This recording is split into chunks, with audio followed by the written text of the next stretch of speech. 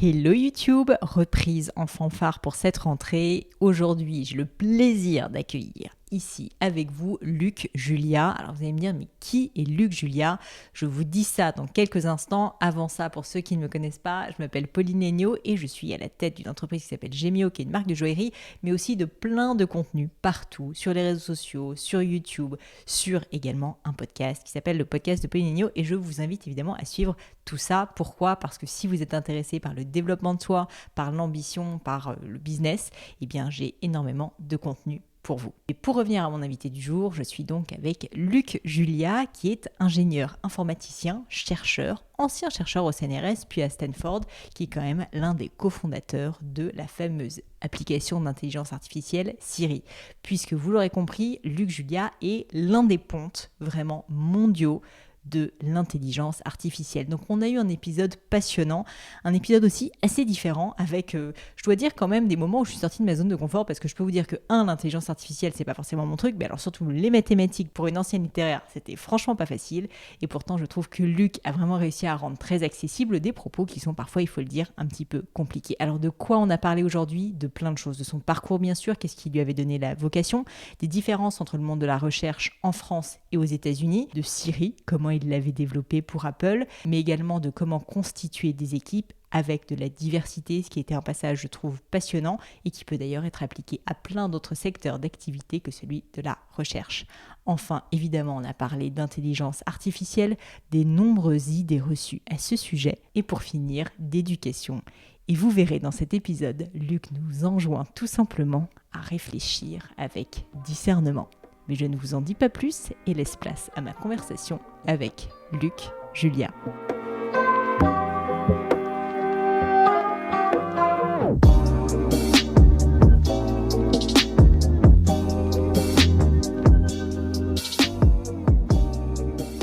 Bonjour Luc. Bonjour Pauline. Je suis ravie de vous accueillir. Plaisir. Merci d'être venu sur le podcast. J'ai une question très compliquée pour commencer, puisque j'aimerais commencer par comprendre d'où vous venez, où vous êtes né, où est-ce que vous avez grandi. En bref, avoir un petit background check, comme disent nos amis américains, sur un peu votre enfance, pour qu'on comprenne un petit peu plus d'où vous venez.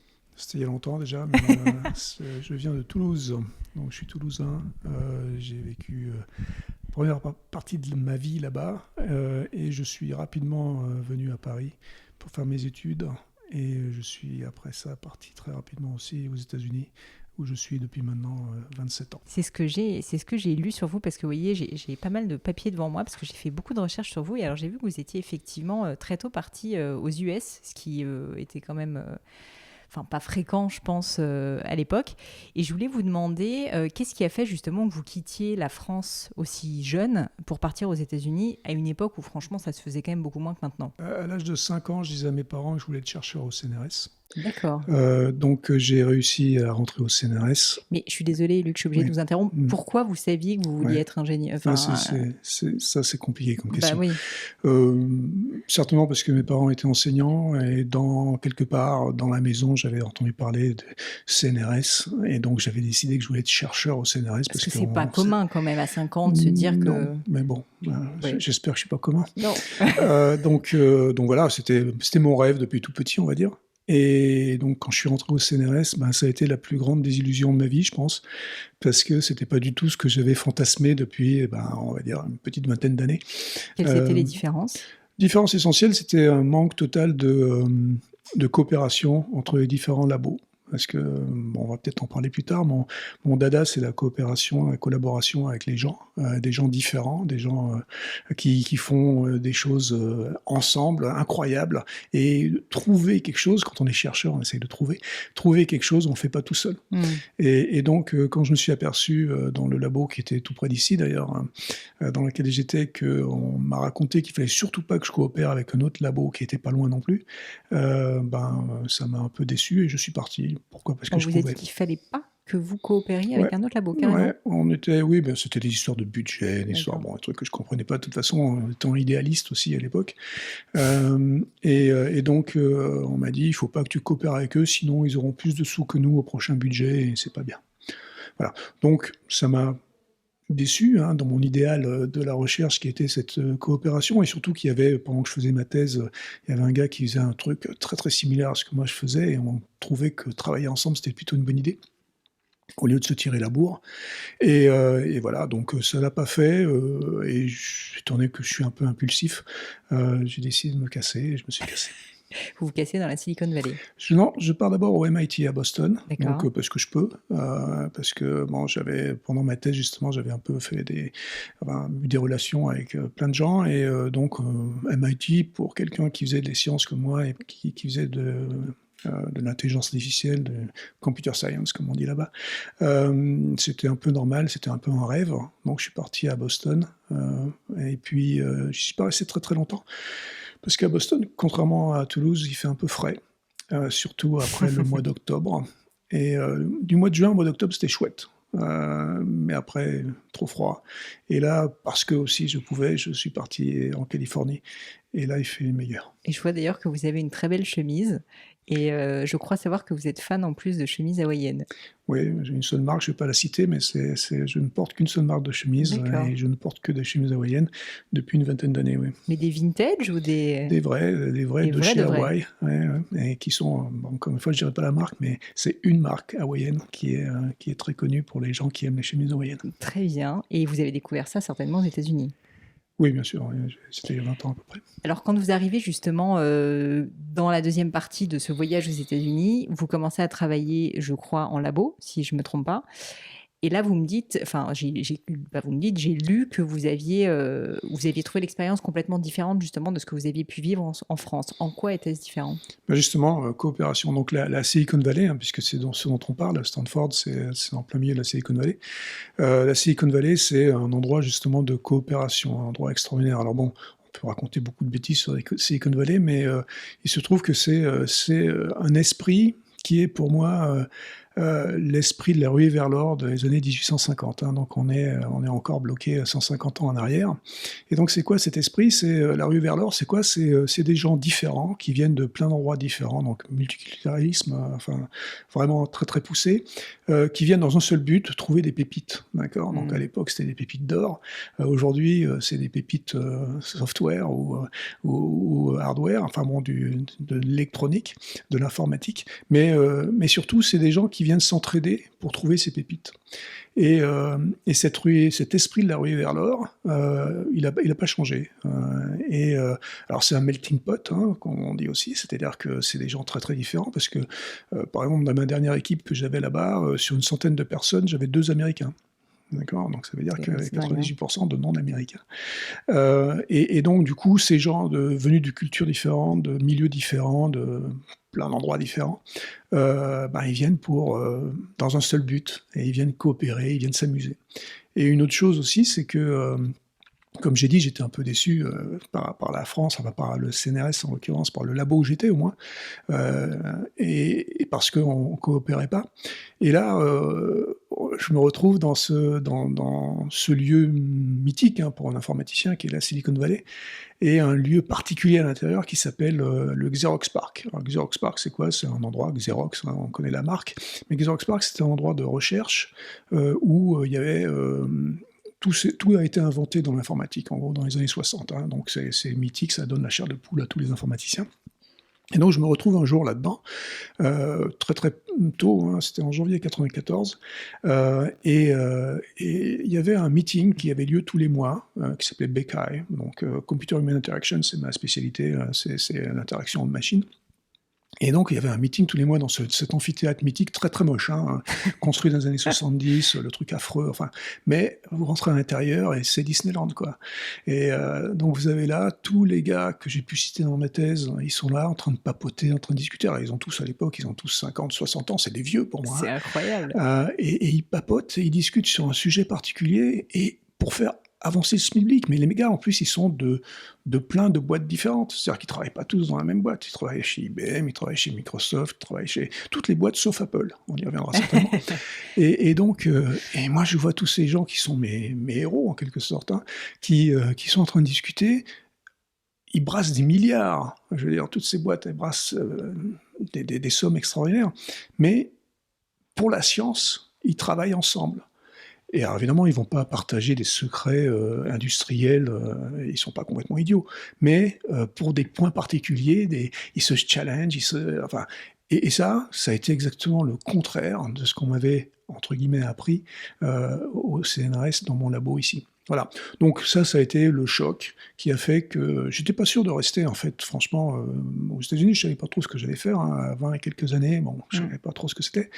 Mais là, c'est ce jour-là, je pense que je me suis dit, waouh, c'est ici que je suis et que je vais rester pendant un petit moment.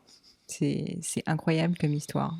J'imagine qu'à l'époque, vous avez dû ressentir ouais, un tel engouement en fait pour cette envie de partage, quoi. Ça a dû être quelque chose. Je voulais vous demander, pour parler un tout petit peu de moi, j'ai fait des études littéraires et il se trouve que j'ai fait le NSE, qui est pas très loin d'ici. Et à l'époque où j'y étais, j'étais assez choquée de voir qu'on s'intéressait beaucoup à des sujets qui étaient assez, comment dire, théoriques, souvent, pas très appliqués dans la vraie vie. Et moi, ça m'a profondément embêtée. C'est d'ailleurs pour ça que j'ai quitté, que j'ai renoncé, etc., à toutes ces études. Et j'ai la sensation qu'aux États-Unis, notamment dans la Silicon Valley, justement, c'est l'inverse. Et qu'il y a un peu de visions qui s'affrontent, mais peut-être que je me trompe et j'aimerais votre avis là-dessus, sur une vision très fondamentale de la science, ou de la littérature, peu importe, et à l'inverse, beaucoup plus appliquée aux États-Unis. La recherche fondamentale est nécessaire. D'accord, donc il faut de toute façon, quelque part, avoir des gens qui vont s'appliquer à creuser un problème très en profondeur et aller en chercher les détails extraordinaires. Mais c'est vrai que moi, ce que j'aime bien, et ce que j'aime bien dans la Silicon Valley, et ce qui est aussi au MIT, c'est une recherche qui est un peu plus appliquée, effectivement, dans lesquelles on va créer des choses. Moi, j'aime bien dire que je crée des choses pour les vrais gens.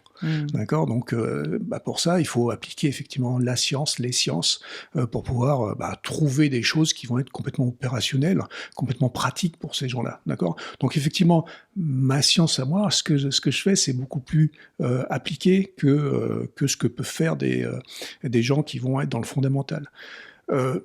Pourquoi j'aime pas trop le fondamental aussi? Encore une fois, je le respecte, mais j'aime pas trop ça, le faire moi-même, parce qu'il n'y a pas cette multidisciplinarité dont je parlais un peu tout à l'heure aussi, ce multiculturalisme, il est beaucoup plus difficile à appliquer. Parce que par définition, quand vous cherchez quelque chose en particulier, dans une manière très très profonde, que vous faites du fondamental, vous sortez pas vraiment de votre domaine. Ce qui m'intéresse, moi, dans la recherche et dans les gens et dans ce qu'on fait en général avec ces gens-là, c'est que ces gens sont différents et c'est avec des regards, des prismes différents qu'on arrive à faire des choses qui sont pas normales, enfin, qui sont justement différentes, qui pour moi sont les vraies découvertes. Parce que c'est super compliqué, c'est super difficile de trouver des choses, d'accord? Mais quand vous mettez des gens dans ce que j'appelle des situations d'inconfort, vous les mettez en face de problèmes qui ne sont pas habituels pour eux, mais qu'ils regardent avec leurs yeux, avec leur propre science, qu'ils masterisent, je ne sais pas si on dit ça, mais qu'ils peuvent facilement expliquer, ils vont avoir un autre regard qui va faire qu'on va certainement découvrir cette science d'une autre façon. Et c'est ça qui va créer, qui va nous faire inventer quelque chose. Et cette histoire de vouloir être chercheur quand j'avais 5 ans, pour moi, être chercheur, c'est découvrir des choses, c'est trouver des choses. C'est pas tellement chercher, c'est surtout trouver qui est intéressant. Ça, j'aime bien. Vous parlez de créer des ponts, quoi, si je résume. Et est-ce que vous auriez un exemple qui vous aurait marqué, qu'on puisse comprendre, notamment pour quelqu'un comme moi qui est très très nul en maths, justement d'une situation où l'inconfort aurait créé quelque chose, aurait permis de trouver quelque chose? Alors, c'est pas l'inconfort dont je vais vous parler de la multidisciplinarité, d'accord, et du fait que c'est un peu l'inconfort, en fait. Et ça date d'ici, en fait, ça date de France. Avant que je parte, c'est pendant que je faisais ma thèse, je faisais de la reconnaissance visuelle. J'essayais de comprendre comment on pouvait faire comprendre à un ordinateur comment comprendre les choses qu'il voyait. D'accord, bon, on s'en fiche, c'est pas très très important. Mais j'étais quand même c'est très scientifique, c'est des maths, effectivement, c'est ce qu'on appelle aujourd'hui de l'intelligence artificielle. Et donc je faisais ça, et ça faisait 2, 3, 4 ans que je faisais ça. Et un jour, je devais aller voir un pote à moi à la fac de Jussieu, et j'étais à l'heure, parce que je suis toujours à l'heure. Je confirme. Et lui, il est en retard. Et je me retrouve dans cette fac de Jussieu à attendre dans les bibliothèques, et devant une table sur laquelle il y a un bouquin sur la physiologie du chat. Alors, la physiologie du chat, vous voyez, moi, je n'ai strictement rien à faire. Je m'en fous, mais alors, d'une manière absolument extraordinaire. D'une part, j'aime pas les chats, et d'autre part, la physiologie, je comprends rien, et ça m'intéresse pas. Mais bon, je m'embêtais vraiment parce que je me mets à feuilleter ce bouquin, et en feuilletant comme ça, vers le milieu du bouquin, page 133, je trouve un article sur la vision du chat. Et je lis cet article sur la vision du chat et je me rends compte que le chat voit exactement à l'opposé de ce que nous, on voit. Nous, on voit du détail au gros et le chat voit du gros au détail. Alors ça n'a pas d'importance comme ça, on s'en fiche un peu. Sauf que pour mes algorithmes que j'essayais de créer depuis des années maintenant, je me suis rendu compte que j'essayais de faire comme nous on fait, c'est-à-dire du détail au gros. Et bon, ça m'a intrigué un peu. Mon pote est arrivé, on est allé manger. Et le soir, je me suis rappelé de cet article et j'ai implémenté un algorithme qui ressemblait un peu à ce que j'avais compris de la vision du chat. Et mon algorithme a performé 1000 fois mieux que ce qu'il avait jamais performé avant. 1000 fois, c'est pas une blague, c'est vraiment 1000 fois mieux. Et ben voilà, c'est ce jour-là, je me suis dit, regarder avec les yeux de quelqu'un d'autre, avec une autre science, avec une autre façon de voir le monde, c'est pas mal aussi. Donc cette multidisciplinarité m'est venue une philosophie depuis. Et dans toutes mes équipes depuis, donc depuis maintenant une trentaine d'années, j'injecte toujours des gens différents, non seulement par leur culture, comme j'ai dit tout à l'heure, mais aussi par leur spécialité. Et ça va loin, parce que on parlera certainement de Siri tout à l'heure. Dans Siri, j'ai mis des scénaristes de Hollywood. Je veux dire, vraiment, c'est des trucs... Ah oui. Oui, ça n'a rien à voir avec, évidemment, les gens qui font la reconnaissance de la parole. Dans mes équipes initiales à Stanford, j'avais des psychologues. Au milieu de tous ces scientifiques qui étaient, je ne sais pas que les psychologues ne sont pas scientifiques, mais par rapport à ces informaticiens, on va dire, c'est très différent. Voilà, donc moi j'aime bien mélanger les genres, et c'est ça qui crée l'inconfort, mais c'est un confort qui crée du nouveau. Je trouve ça passionnant. J'aimerais beaucoup en parler parce que je pense que beaucoup de notamment créateurs d'entreprises, dirigeants d'entreprises, auraient à bénéficier de ce type de conseils. On sait que la diversité, pas uniquement ethnique, est extrêmement importante. Comment vous faites concrètement? Est-ce que vous pourriez prendre un exemple d'une équipe que vous avez créée? Parce que c'est bien de se dire je veux de la diversité, mais après, trouver les bonnes personnes et faire en sorte surtout que ça marche, c'est très difficile. Ouais, oui et non. C'est-à-dire que quand vous mettez ça comme postulat au départ, hein, et vous dites, les gars, c'est comme ça que ça va marcher. Pourquoi? Parce que je sais. Et donc, vous vous amenez justement des sexes différents, des cultures différentes. Donc tout ça, on travaille sur un projet. On travaille sur des choses qui deviennent excitantes juste par la façon dont l'autre voit ce qu'on est en train de faire. Et franchement, j'ai jamais eu de problème, et d'ailleurs, ça s'est concrétisé dans les années qui sont suivies, parce que toutes les équipes que j'ai eues, et par exemple la toute dernière équipe que j'ai eue en Californie, le manager principal de cette équipe, c'était un de mes stagiaires de 1998. D'accord? Donc, j'ai toujours eu des gens qui sont venus et qui ont suivi tout le temps. Et justement, à cause de cette petite différence qui faisait qu'on était, je ne vais pas dire on était une famille, il ne faut pas exagérer, mais je veux dire, on était dans cet état où on n'avait pas, il n'y avait pas de conflit en fait. Franchement, en presque 30 ans, j'ai jamais eu à manager des conflits énormes, et j'ai pratiquement jamais viré personne. Ce qui est aussi relativement intéressant. Alors ça ne veut pas dire que j'ai réussi tout le temps mes recrutements, mais les recrutements aussi, j'avais une chance de pouvoir les faire dans le temps long. C'est-à-dire que je suis incapable, dans une interview d'1 heure, de savoir si la personne est bonne ou pas, j'en sais rien. Par contre, j'ai la chance de pouvoir faire des recrutements de 6 mois. C'est-à-dire que je faisais des stages, en gros. Et donc, Oui, vous les le faisiez stagiaire, bosser, quoi. voilà, je les ai bossés pendant 6 mois, et puis au bout de 1, 2, 3 mois, je commençais à comprendre si la personne pouvait s'adapter à ce genre d'environnement, parce qu'effectivement, c'est pas facile, mais il y en a très très peu qui sont partis, franchement.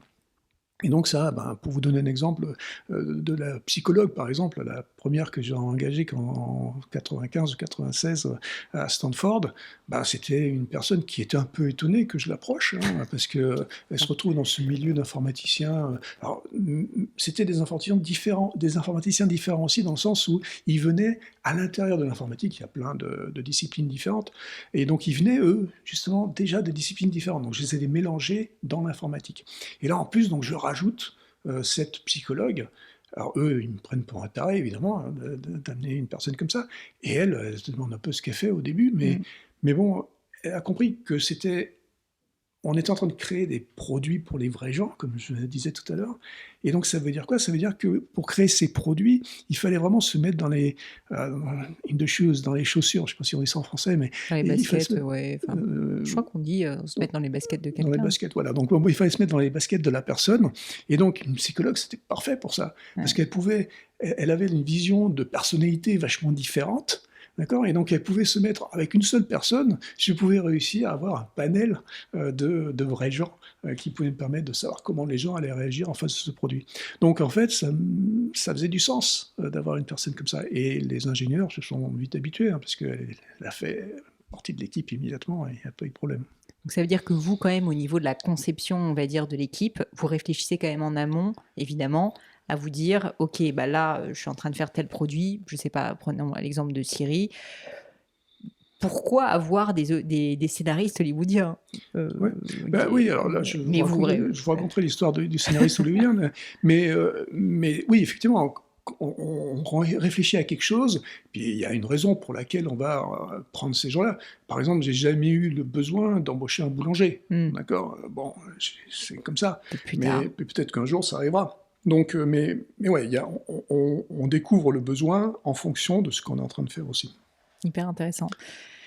Pour revenir à votre parcours, donc vous êtes à Stanford et vous commencez à travailler assez vite donc pour diverses entreprises. Je ne sais pas d'ailleurs quelle est la première entreprise pour laquelle vous avez bossé. C'est Apple justement? Non. La première entreprise, c'était Stanford Research Institute, donc c'était un labo de recherche. Donc j'ai fait ce que je voulais faire, c'est de la recherche. Je voulais être chercheur au CNRS. Et finalement, bon, je me suis retrouvé chercheur à Stanford. Et donc le Stanford Research Institute, c'est un labo multidisciplinaire, mais la différence avec le CNRS, c'est que c'est un labo sur un site. Donc c'est à côté de Stanford, et c'est 3000, à l'époque 3000 chercheurs, je ne sais pas combien ils sont maintenant, à l'époque 3000 chercheurs qui étaient sur un site et qui travaillaient sur des problèmes particuliers.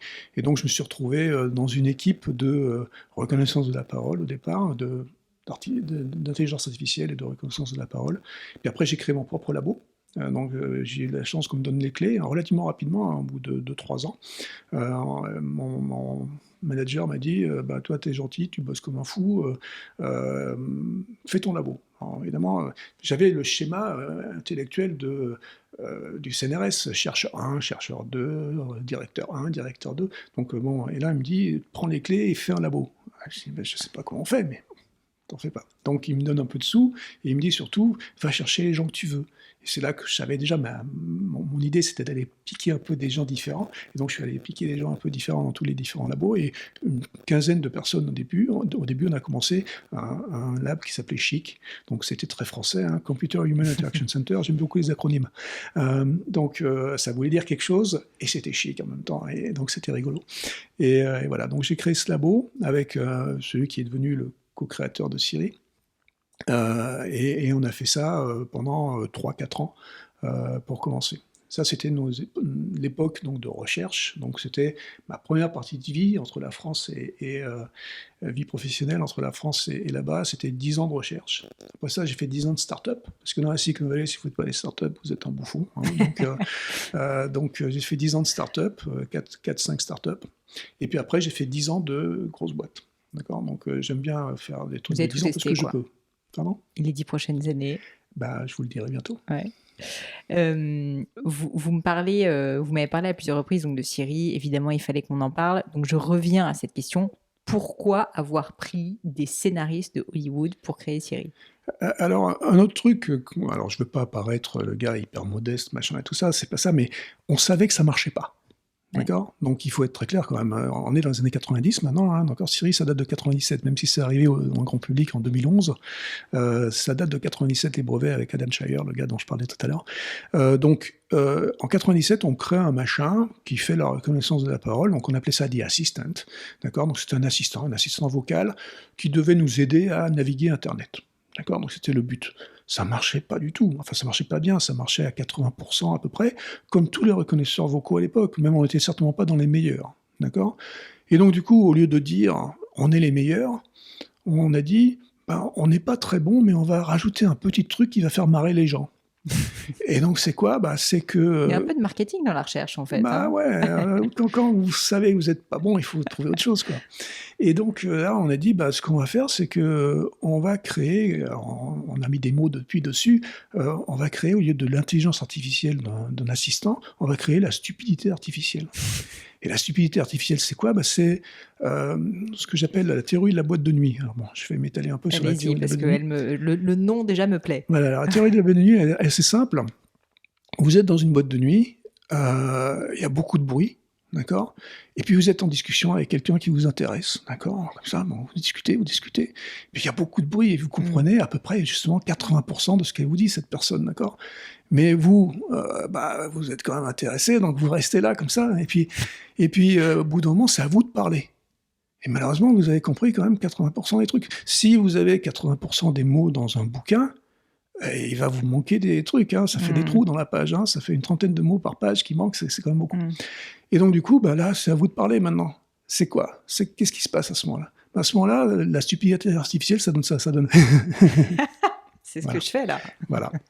Et donc ça, on s'est dit, il y a quelque chose à faire là. Ça veut dire quoi? Ça veut dire que cet assistant, quand il comprend pas ce qu'on veut lui dire, on va lui faire parler d'autres choses. Et pour ça, nous, on n'est pas assez intelligent, assez fort, assez créatif pour créer des situations. On va demander à des gens de Hollywood de faire ça. D'accord? Et donc, on a demandé à des scénaristes de Hollywood de nous créer des situations. Quand Siri ne comprenait pas ce qui se passait, elle racontait des trucs absurdes. Voilà. Très, très drôle comme histoire. J'aimerais, Luc, s'il vous plaît, parler un petit peu plus d'intelligence artificielle pour les personnes qui, comme moi, ne sont pas ni des ingénieurs ni des informaticiens, comprendre ce que c'est. Parce que je pense qu'il y a aussi énormément d'idées reçues sur le sujet, et je sais que ça a d'ailleurs été le thème d'un de vos ouvrages. Est-ce que vous pourriez déjà, de base, m'expliquer, me donner un peu une définition de c'est quoi l'intelligence artificielle? Je peux déjà vous dire ce que c'est pas. D'accord? Parce que le bouquin dont vous parlez, il s'appelle «L'intelligence artificielle n'existe pas». C'est parce que depuis une petite dizaine d'années, on nous rebat les oreilles avec l'intelligence artificielle. Tout le monde parle d'intelligence artificielle et personne ne sait de quoi il parle. Personne, sauf ces spécialistes d'intelligence artificielle. Mais on en parle de façon à ce que ça devienne un truc un peu fantastique, un truc qui fait peur ou un truc qui fait rêver. D'accord? Et justement, on parle de l'intelligence artificielle comme un truc hollywoodien, en fait. Okay? Et les médias, franchement, ont beaucoup plus de facilité à parler d'intelligence artificielle, de faire les gros titres de journaux avec l'intelligence artificielle de Hollywood que la vraie. Parce que l'intelligence artificielle de Hollywood, elle fait effectivement peur, elle va vous prendre votre boulot, elle va vous tuer, elle va vous... c'est Matrix, quoi. Incroyable, Matrix, Terminator, Her, enfin tout ce que vous pouvez imaginer.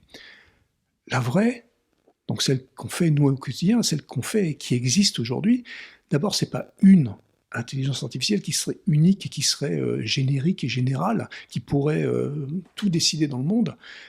Les intelligences artificielles, ce ne sont que des outils.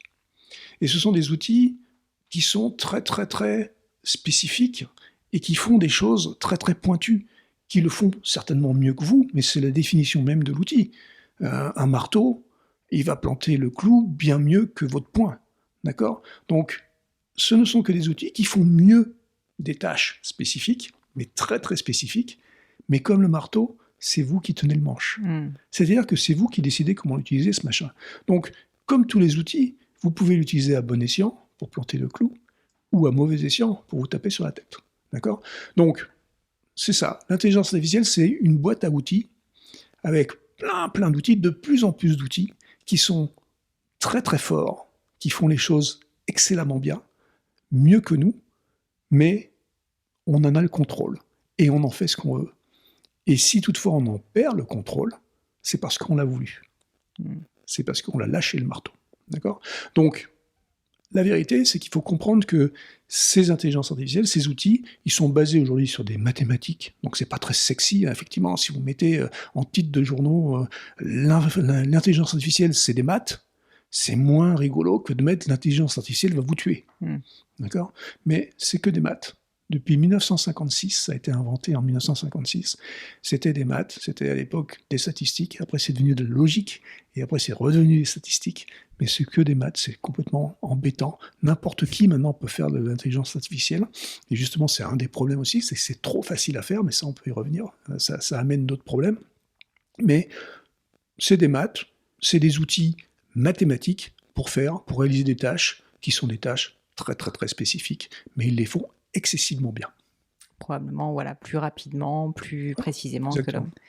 Et alors, pourquoi est-ce que, comme vous le disiez très justement, hein, il y a autant de mythes autour de l'intelligence artificielle? Pourquoi est-ce que des personnes, parfois, sincèrement, très intelligentes et éduquées, en fait, en ont peur et disent l'intelligence artificielle, c'est un démon, on va pas réussir à la contrôler?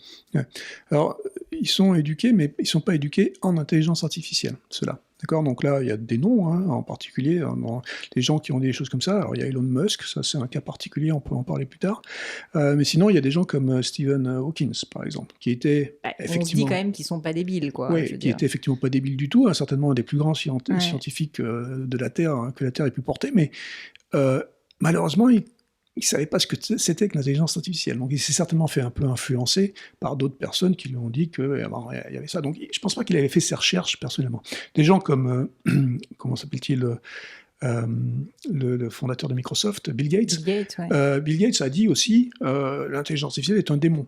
Mais relativement rapidement, quand il a commencé à comprendre ce que c'était, donc il avait parlé sans avoir tourné la langue 7 fois dans sa bouche, Même lui fait cette erreur. même lui il l'a fait, oui. Mais après, il est revenu dessus en disant non, D'accord. non, c'est bon. Alors, un gars comme Musk, là, c'est un cas particulier. Donc, Musk, c'est un timbré. D'accord, il est fou, hein, comme la plupart des gens qui font des trucs géniaux. Donc, mais il est fou égocentriste. D'accord. Et donc, tout ce qui l'intéresse, c'est de parler de lui. Donc, il va parler essentiellement de l'intelligence artificielle juste pour faire mousser soit ses compagnies, soit lui-même. Donc bon, c'est pas tellement intéressant, parce que du coup, il dit n'importe quoi. Alors, il dit vraiment n'importe quoi sur l'intelligence artificielle. Il a des boîtes extraordinaires, il fait des trucs extraordinaires, c'est un visionnaire de produits, mais c'est pas un gars qui fait de l'intelligence artificielle. Quand il fait de l'intelligence artificielle, quand il dit qu'il fait de l'intelligence artificielle, il l'a fait pour lui-même, donc pour pouvoir dire qu'il est lui-même. Voilà. Donc pour vous, enfin, et c'est pas pour vous, enfin, je pense que vous êtes la meilleure personne pour en parler, mais en gros, la crainte qu'ont beaucoup de personnes que l'intelligence artificielle nous dépasse et que les machines, c'est parce que c'est ça finalement, à un moment donné, on en perd le contrôle et qu'elles commencent à agir. Donc c'est vraiment le scénario catastrophe Matrix. Ce scénario, en fait, n'est pas possible. Il est absolument pas possible. Donc on tient le manche du marteau, comme je disais, d'accord. Alors on peut avoir des gens qui tiennent le manche du marteau et mettre sous leur joue d'autres gens qui n'ont pas le manche du marteau. Et comment ça se fait? Ça se fait par le manque d'éducation. D'accord. La clé de tout ça, c'est l'éducation. D'accord. À la fin, et c'est pour ça que moi je parle souvent, je parle beaucoup d'intelligence artificielle, c'est pour ça que j'ai écrit ce bouquin aussi, c'est pour que les gens puissent se rendre compte que ce que c'est vraiment, s'éduquer dessus, et donc après on peut pas leur raconter n'importe quoi, d'accord. Les fake news, les machins, tout ça, c'est facile, hein, on raconte beaucoup de choses sur n'importe quoi et sur beaucoup de choses, d'accord. Donc on le sait aujourd'hui avec d'autres exemples, mais sur l'IA en l'occurrence, il y a quelques personnes, Yann Lequin, qui est un spécialiste de l'intelligence artificielle, un autre français qui est très très fort, il vous dira à peu près la même chose que moi, d'accord. Donc, il y a des différences d'appréciation chez ces scientifiques, mais en gros, on dit tous la même chose. Okay. Les gens qui n'en font pas, eux, c'est ceux qui ne sont pas éduqués sur le sujet. Nous, on essaie d'éduquer les masses, d'éduquer tout le monde, pour que tout le monde puisse se faire sa propre opinion, et puisse se dire, ah bah ouais, finalement, c'est qu'un marteau, et j'en tiens le manche, et j'en fais ce que je veux. Mais vous pouvez tenir le manche seulement si vous comprenez comment ça marche, le truc. J'avais une autre question par rapport à votre livre et à toutes ces idées reçues finalement sur l'intelligence artificielle. Là, on a parlé des idées reçues, on va dire, négatives, mais il y en a aussi peut-être des positives, des trop positives. Et notamment, vous l'avez évoqué un peu en filigrane, il y a quand même une espèce de mode total autour de l'intelligence artificielle où on en bouffe à boire et à manger dans les médias, et sincèrement, on n'en peut plus. Alors que je pense qu'il n'y a que le mot intelligence artificielle qui est de l'intelligence artificielle dans cette histoire. Est-ce que vous pourriez justement peut-être évoquer une autre idée reçue qui vous chagrine particulièrement et que c'est l'opportunité parfaite pour éduquer nos auditeurs? Donc, je ne sais pas si c'est du parfait, mais en tout cas, dans ce qu'on voit, dans ce qu'on dit sur l'intelligence artificielle, on dit l'intelligence artificielle va remplacer des métiers, va remplacer des gens qui font des trucs, et donc ça va amener du chômage, blablabla. D'accord. Alors c'est peut-être négatif ou positif, ça dépend de quel côté on le voit, mais en général, et depuis longtemps, en fait, ces outils dont je parle, ils viennent remplacer des tâches qui sont des tâches répétitives, qui sont pas tellement agréables, etc. Mais aujourd'hui, quand on regarde un peu ces intelligences artificielles, la façon dont elles sont utilisées, elles remplacent des tâches, elles ne remplacent pas des métiers. D'accord. Donc déjà, il faut comprendre ça. Donc il se trouve qu'il y a certains métiers où toutes les tâches pourraient être remplacées. D'accord ? Est-ce que c'est mauvais ou bon de remplacer des tâches répétitives, fatigantes, qui font mal au dos, aux pieds, etc. Encore une fois, on peut en discuter. Moi, je pense que c'est plutôt bien. C'est d'autant mieux si on s'éduque sur le fait que c'est possible que ces tâches et ces métiers soient remplacés, pour pouvoir les remplacer avec d'autres métiers. Parce que quand vous demandez à des sociologues, cette fois-ci, qui vont étudier les métiers et la façon dont la société évolue en général, ils vont vous dire, de toute façon, depuis la nuit des temps, les métiers sont petit à petit remplacés, d'accord ? Les tâches et les métiers sont remplacés, et on en crée des nouveaux. Et si, en particulier, une étude d'Harvard assez récente qui dit qu'en 2035, donc pas dans très longtemps, hein, il y aura certainement 80% des métiers de 2035 qui n'existent pas aujourd'hui. Bien sûr. D'accord ? Donc, et quand on réfléchit, il y a plein d'exemples. Alors, il y en a un que je vais vous donner tout de suite, qui est un exemple qu'on va tous comprendre, qui est l'exemple des guichetiers dans les banques, qui dans les années 90 ont commencé à se faire remplacer par les machines, les DAB, les distributeurs automatiques de billets. Okay ? Les syndicats avaient dit, oh là là, il ne va plus y avoir de guichetiers dans les banques. On va tous les remplacer, et il va y avoir 25% de guichetiers en moins dans 10 ans. Ça a mis effectivement 10 ans à se dérouler, d'accord ? Donc, on a eu dans toutes les banques des distributeurs automatiques de billets. 2000, donc 1990-2000, plus 3% de guichetiers dans les banques. Pourquoi ? Ça n'a aucun sens. La logique aurait pu faire croire qu'effectivement, les guichetiers allaient être remplacés, puisqu'on mettait des DAB. Bah ouais, mais le problème, c'est que la banque a changé aussi pendant ces 10 ans. La banque est devenue quelque chose d'autre, la banque est devenue un assureur, la banque est devenue d'autres choses. Et donc, ces guichetiers sont devenus des gens qui vendaient maintenant de l'assurance, qui, bon, ils distribuaient plus de billets, mais ils étaient plus des conseillers, des choses comme ça. Et si vous demandez à ces gens, justement, qui sont devenus distributeurs de billets, ils sont devenus associés à une vente de produits banquiers ou produits d'assurance, etc., leur métier a évolué et est beaucoup plus agréable, et ils sont beaucoup plus contents. Donc, il y a une évolution des métiers depuis la nuit des temps, tout le temps, d'accord ? Sans forcément qu'on le comprenne et qu'on le voit et qu'on puisse l'anticiper. Mais de plus en plus, on est aussi capable d'anticiper par l'éducation, en sachant ce que peuvent faire ces robots de plus en plus. Et donc, on va pouvoir dire, bah, tiens, on sait que là, bah, ça va être un peu compliqué, donc on va essayer d'éduquer ces gens-là pour essayer d'aller vers quelque chose d'autre. Parce que ce quelque chose d'autre va exister. Donc Schumpeter avait raison. Bah oui, à la fin, c'est... Comme toujours. Ouais. Je voulais parler d'engagement avec vous pour l'éducation, parce que j'ai l'impression que c'est un sujet qui vous tient à cœur, et je voulais savoir pourquoi. Parce que ce que je trouve intéressant, c'est que finalement, vous avez quitté la France, vous êtes allé aux États-Unis. On pourrait penser que bah, vous avez un petit... Ouais, vous n'êtes pas très content quoi, avec la France, et puis pourtant, vous êtes là avec moi aujourd'hui, vous parlez en fait de ces sujets, vous avez écrit un livre, enfin bref, vous donnez quoi. Donc j'aimerais comprendre pourquoi est-ce que vous faites tout ça ? Bon, effectivement, l'éducation, pour moi, c'est super important, parce que je veux que les gens comprennent qu'ils arrêtent de dire n'importe quoi, je veux qu'on arrête de dire n'importe quoi sur tous les sujets, quels qu'ils soient, et se former, essayer d'avoir sa propre opinion, plutôt que d'écouter n'importe quel débile qui raconte n'importe quoi. Donc ça, pour moi, c'est ça l'éducation. Donc essayer de faire en sorte... Donc, c'est important. Ça vient certainement du fait que, comme j'ai dit tout à l'heure, mes parents étaient enseignants, et c'est peut-être dans mes gènes, mais... À la fin, j'adore ce pays, hein. Je viens en France depuis plus de 20 ans, je viens en France tous les mois. Donc je viens quand même souvent, parce que je sais que quelque part, je dois beaucoup à ce pays, quoi. Je dois tout. Hein. Mon éducation, je l'ai faite ici. Et cette éducation, justement, sur laquelle on crache, hein, on adore cracher sur nous-mêmes, de toute façon, on adore ça ici en France, cette éducation, elle est quand même extraordinaire. Alors, il y a plein de côtés négatifs, on laisse certainement beaucoup trop de gens sur le bord de la route, on n'est pas assez inclusif et tout ça, mais les gens qu'on forme, quand on les forme bien, ils sont extraordinaires. Et je le dis, et j'ai aucune honte de le dire, et je le dis partout dans le monde, à n'importe qui, nous avons, ici en France, les meilleurs ingénieurs du monde. On a les meilleurs mathématiciens du monde. Point. C'est comme ça.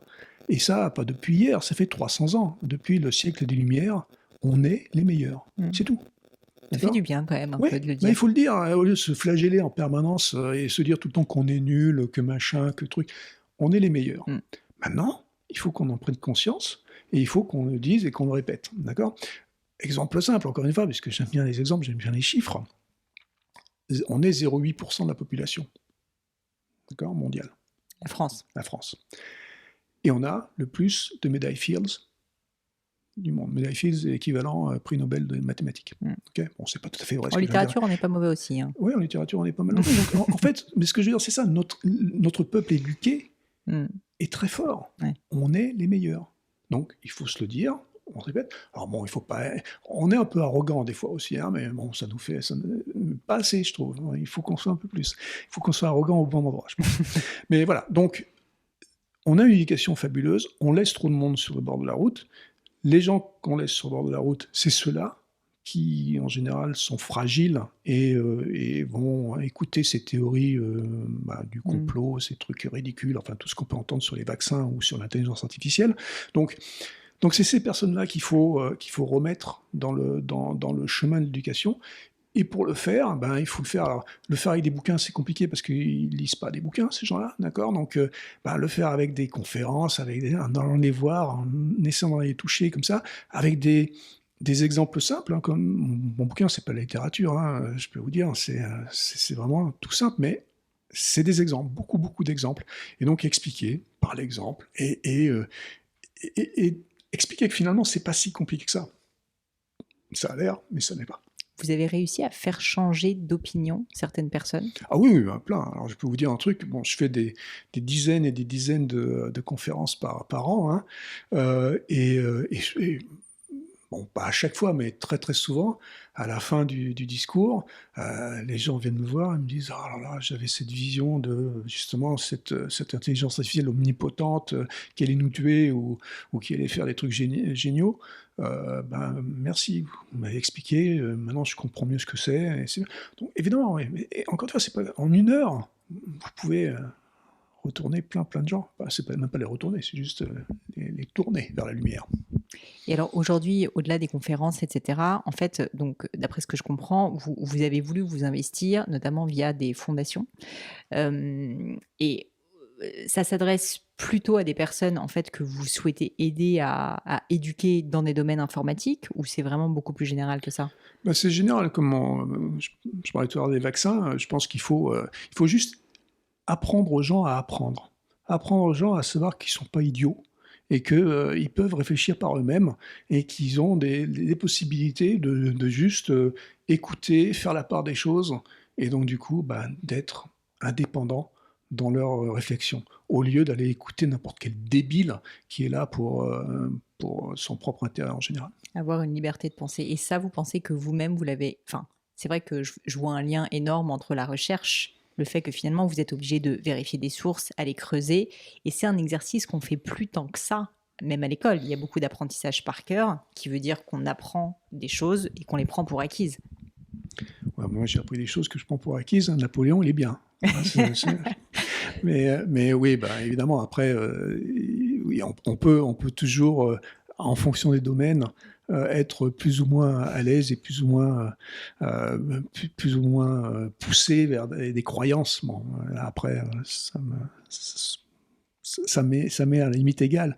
Si, dans d'autres domaines que je trouve importants, les gens vont aller creuser par eux-mêmes.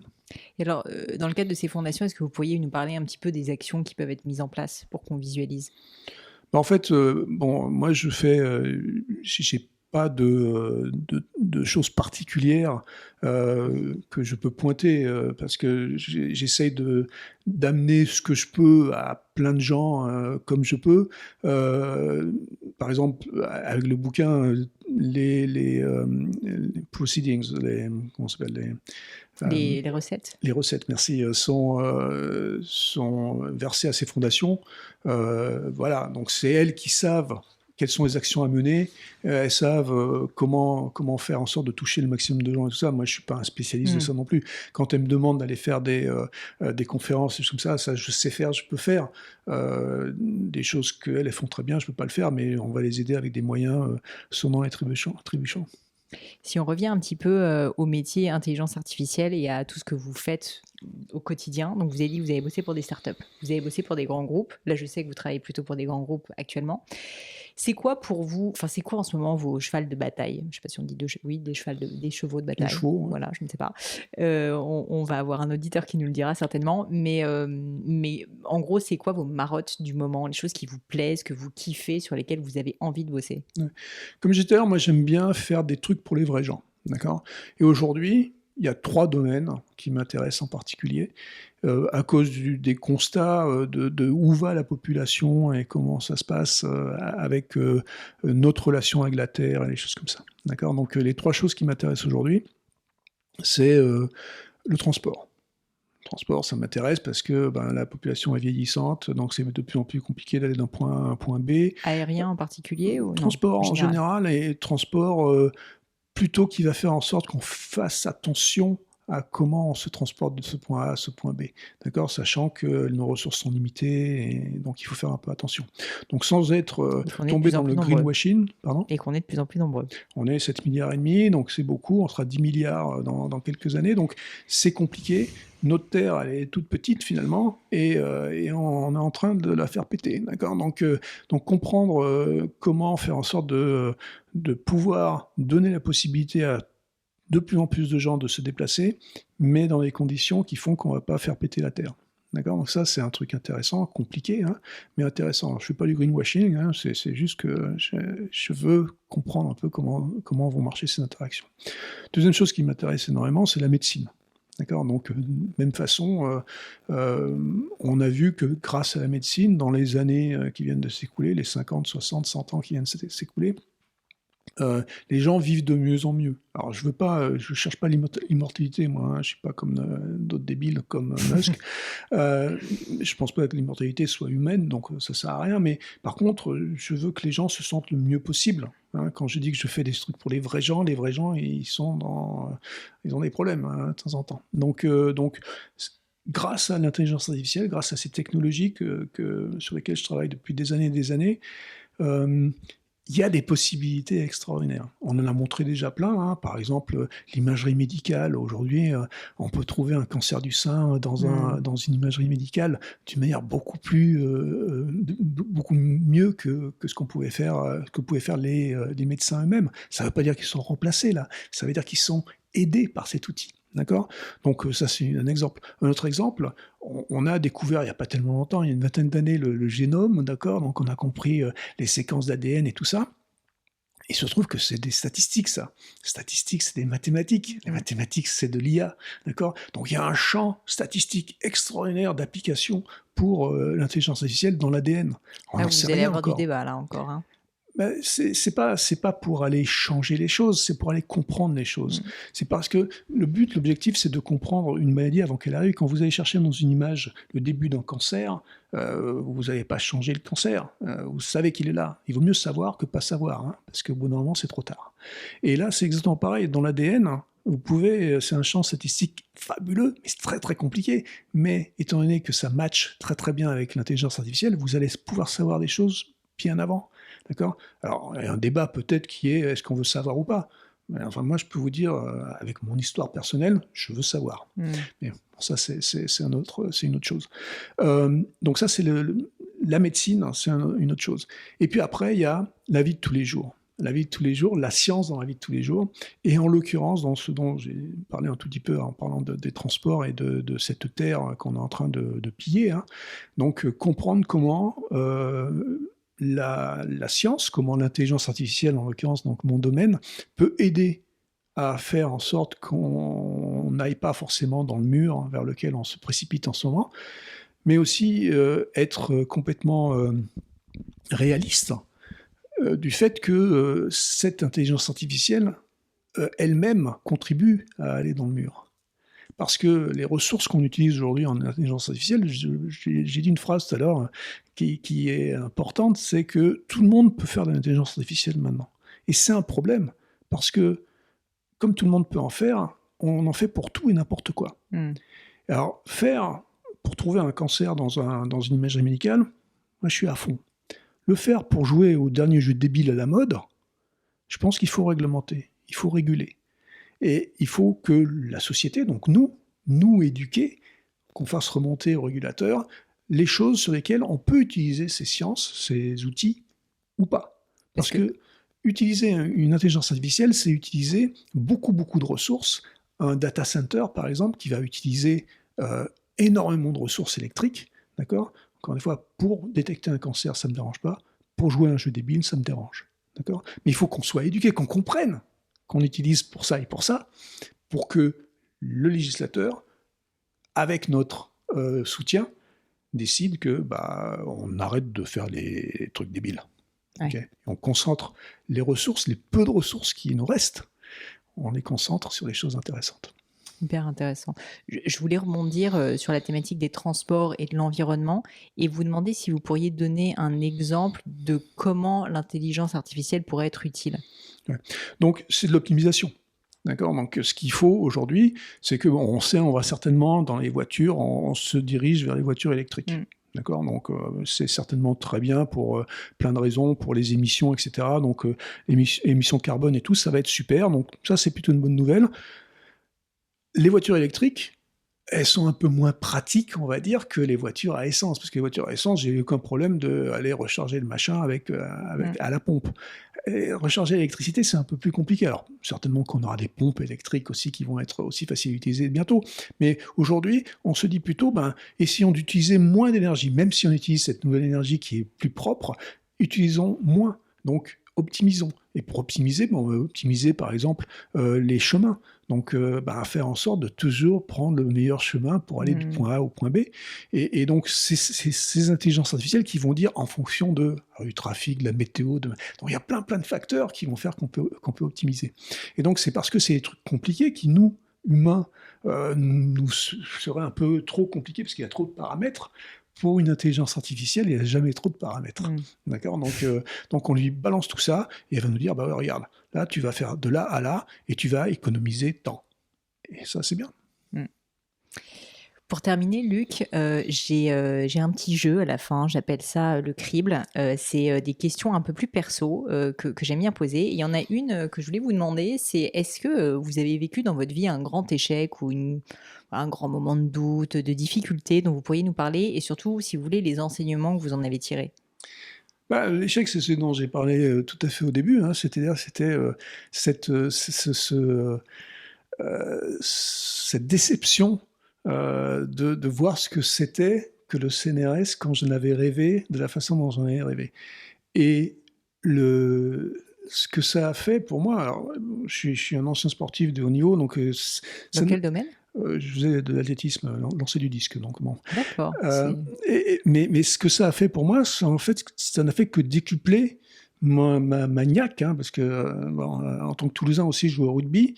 Et si vous voulez, ça n'a fait que me dire, on va pas rester comme un bouffon comme ça, à se lamenter dans le machin. Et donc, c'est là où l'impulsivité dont je parlais tout à l'heure en disant, je suis un peu impulsif, donc je suis parti. Ouais, je suis parti.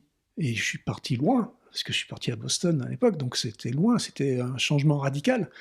Mais en même temps, c'était ce dont j'avais besoin pour montrer que ce que j'avais tracé, que je pensais avoir tracé pour moi, cette courbe idéale dans les études et tout ça, pour arriver où je voulais arriver, finalement, c'était pas bon. Il fallait faire un vrai rebond, qui allait amener complètement ailleurs, dans un endroit complètement inconfortable, encore une fois. L'inconfort dont je parlais tout à l'heure, je le veux pour les autres, mais je le veux pour moi aussi. Donc en gros, si je paraphrase, mais c'est pour comprendre, vous avez appris à accepter en fait de tout remettre en cause, même si vous aviez cette déception. Et si je résume, et ça je veux dire que même pour moi c'est un super enseignement, c'est de se dire en fait c'est pas parce que j'ai été déçu que je vais me lamenter pendant des mois, c'est à moi d'agir et je me casse quoi. Et un truc qui est super important et que j'admire chez les Américains par rapport à nous Français, c'est la culture de l'échec. Parce que c'était un échec personnel. Et cet échec personnel, au lieu de dire, ça y est, je suis nul, puis je suis nul à vie maintenant. C'était pas, en plus, c'était même pas vraiment un échec au sens où vous n'avez rien raté. Mais oui, mais c'était un échec pour moi, parce que c'était mon idéal. Ça faisait presque 20 ans que je travaillais pour ça. D'accord ? Donc c'était quand même. Donc c'est un échec. Mais maintenant, donc, quand je dis la différence entre nous, Français, on va dire, et les Américains, c'est que justement, cette culture de l'échec est super importante. Dans la Silicon Valley, si vous créez une boîte et que vous n'êtes pas planté avant, Oui. On va même pas vous écouter. Ici, si vous êtes planté avant et que vous créez une boîte, ils vont vous dire, bah non, toi, Coco, c'est gentil, t'es marqué à vie, je te donne pas d'argent. D'accord? Donc, c'est la culture de l'échec. L'échec fait partie de l'éducation. Et ça, c'est un truc que moi, j'ai appris et que je respecte tout à fait. Je dis pas que je fais exprès de me planter, hein, mais je sais que quand je me trompe, bah, en fait, c'est un moyen d'apprendre quelque chose de nouveau. D'accord?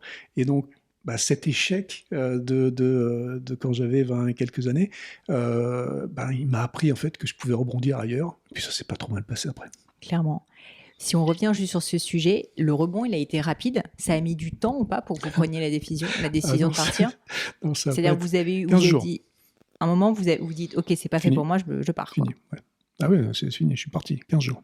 Bah, c'est ça aussi qui est assez fort quand même. C'est que c'est la rapidité de la décision et d'un tel changement de vie.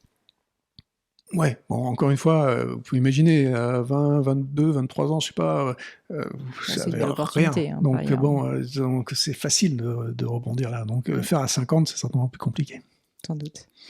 S'il y avait quelque chose à refaire dans votre vie, perso, pro, qu'est-ce que vous referiez différemment? C'est immodeste certainement de dire ça, mais je vois pas, moi, je suis content. Vous avez raison. Donc je vois pas. Franchement, Vous êtes plutôt quelqu'un d'optimiste. ouais, fondamentalement, ouais. Et quand vous avez quand même des coups de mou, vous faites quoi pour en Non, ça sortir? n'existe pas, ça, les coups de mou. C'est un truc. C'est vrai? Non, il faut pas. Ça sert à quoi? Ça sert à rien. J'ai eu un invité une fois qui m'a dit le bonheur est une décision. Je trouvais ça pas mal. Bah ouais, je pense qu'il a raison. Hein. Une dernière question pour vous, Luc. Est-ce qu'il y a un livre, ça peut être autre chose, ça peut être un film, enfin un objet culturel, on va dire, qui vous a particulièrement marqué? Pourquoi? Une philosophie de vie, quoi. Alors, il y a un film, alors c'est un film débile, hein, donc, mais c'est un film qui m'a marqué, qui est débile, parce que vous pouvez le regarder, en fait, à plusieurs degrés.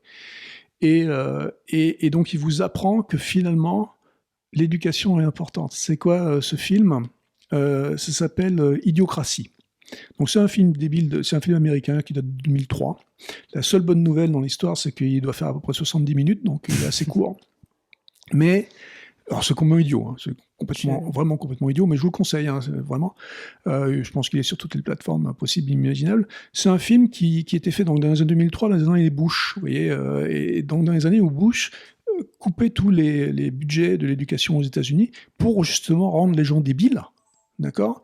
Et ça a donné Trump quand même après, hein. Il faut quand même comprendre que 20 ans plus tard, ce qui a donné Trump, c'était la politique de Bush aux États-Unis pour l'éducation. Et ça, justement, maintenant, quand vous relisez ça à l'aune de ce qu'on a dit tout à l'heure, l'éducation est super importante et il ne faut pas que les gens deviennent débiles, parce que l'idiocratie, ça crée une société d'idiots. Mais c'est pas que des idiots. Il y en a quelque part qui, eux, sont éduqués. Eux, ils savent. Et ils vous mettent sous leur joug, justement, et ça devient une dictature. Et c'est une dictature pour l'intellect, en quelque sorte, qui est super triste. Parce que vous vous rendez compte que, eux, ça va bien. Mais ils ont créé donc des débiles qui font tout ce qu'ils veulent et qui comprennent rien et qui sont complètement idiots. J'étais tombée sur un article assez flippant qui expliquait que les États-Unis, il y a encore une dizaine d'années, étaient dans les 3 premiers, vous savez, sur le rapport PISA en termes d'éducation, et maintenant étaient 30e en dessous d'un certain nombre de pays qui sont des pays en voie de développement. Et effectivement, je pense que, alors j'espère que la France n'est pas en aussi mauvaise voie, mais je pense qu'il y a un vrai travail à faire. Et je pense qu'il y a aussi, je ne sais pas ce que vous en pensez, mais une responsabilité personnelle de chacun de vouloir s'éduquer, parce que c'est bien de demander à l'État de le faire, mais on peut aussi essayer de le faire soi-même, si on en a les moyens, bien sûr. Ouais, bien sûr, mais la responsabilité des parents est importante là. Hein, donc, mais bon, encore une fois, on peut rentrer dans un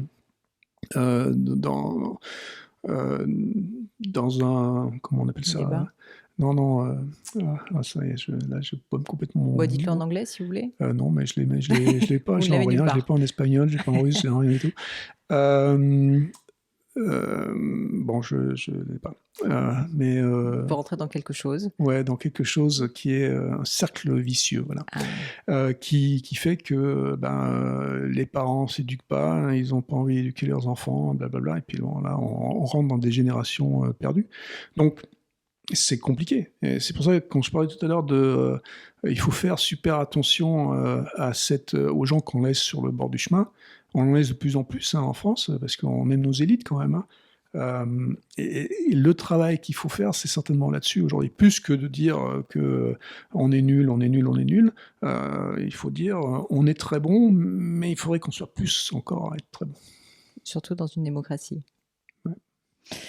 Luc, c'était passionnant. Je vous remercie. Est-ce que vous avez un dernier mot à nous dire avant que je vous demande où est-ce qu'on peut vous retrouver? Vous n'êtes pas du tout obligé, mais je sais pas, un message, un cri du cœur que vous voulez partager avec nous? Non, mais je pense que c'est ce que j'ai répété 1000 fois pendant cette intervention ici, c'est éduquons-nous, et soyons critiques envers ce qu'on lit et ce qu'on écoute, et essayons de faire notre propre opinion, quoi. Merci Luc. Si on veut vous retrouver sur le monde merveilleux du web, on ne vous retrouve pas en Non, fait. on trouve pas, non. On vous cherche, Ouais. mais on ne vous trouve pas. Non. Très bien. Merci beaucoup. Avec plaisir pour nous.